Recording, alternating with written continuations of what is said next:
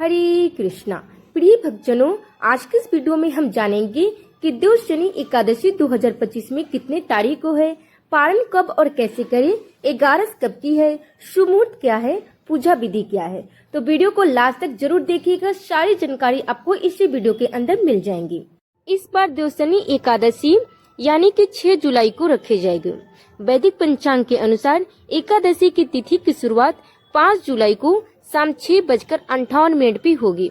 वहीं इस तिथि का समापन 6 जुलाई को शाम 9:14 पे होगी। ऐसे में इस बार देवशनि एकादशी का व्रत 6 जुलाई का होगा। चाहे वो गृहस्थजन हो या वैष्णवजन, मात्र एक ही दिन व्रत रखेंगे 6 जुलाई को। सूर्योदय होगा सुबह 5:29 पे। सूर्यास्त होगा शाम 7:23 पे। ब्रह्म मुहूर्त है सुबह 4:08 से 4:48 तक। गोधली मुहूर्त है शाम 7:21 से 7:42 तक। एकादशी का व्रत पारण अगले दिन यानी कि द्वादशी तिथि पे करनी चाहिए। इस बार देवशनि एकादशी का व्रत पारण 7 जुलाई को किया जाएगा। इस दिन व्रत का पारण करने का शुभ मुहूर्त है सुबह 5:29 से लेकर 8:16 तक। इस दौरान किसी भी समय आप व्रत का पारण कर सकते हैं। देवशनि एकादशी के दिन जगत के पालनहार भगवान विष्णु पाताल लोक में निवास कर 4 महीने के लिए सोने के लिए चले जाते हैं, जिसके बाद धरती पे किसी भी प्रकार की मांगलिक कार्य नहीं किया जाता है। माना जाता है कि चतुर्मास के दौरान सूर्य और चंद्रमा का तेज पृथ्वी पर बहुत ही कम पहुंचता है और जल की मात्रा अधिक होती है। वातावरण में इसीलिए नकारात्मक जीव जंतु उत्पन्न हो जाते हैं, जो कि बहुत सारे रोगों का कारण बनते हैं। इसीलिए साधु संत तपस्वी इस समय एक ही स्थान पर तप साधना एवं प्रवचन आदि करते हैं। पुराणों में ऐसा वर्णन है कि देवशनि एकादशी को पद्मा एकादशी के नाम से भी जाना जाता है।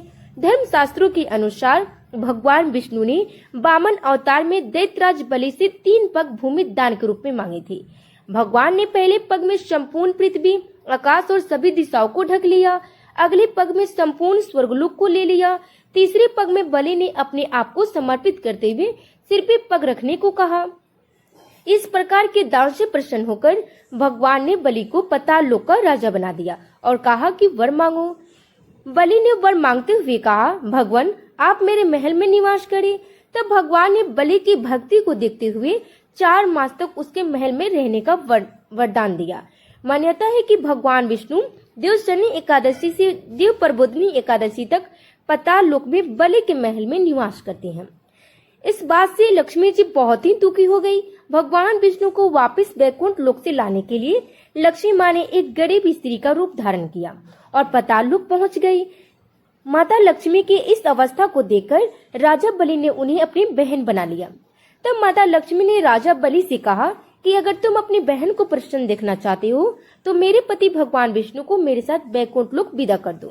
तब राजा बलि ने भगवान विष्णु को वैकुंठ लोक भी विदा कर दिया, लेकिन इसके साथ ये भी वचन ले लिया कि आषाढ़ मास की शुक्ल पक्ष एकादशी से लेकर कार्तिक मास की एकादशी के दिन तक आप हमारे पाताल लोक में निवास करेंगे।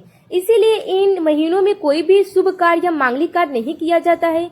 आज के दिन विधि विधान से भगवान श्री हरि की पूजन करने से मनोवांछित फल की प्राप्ति होती है।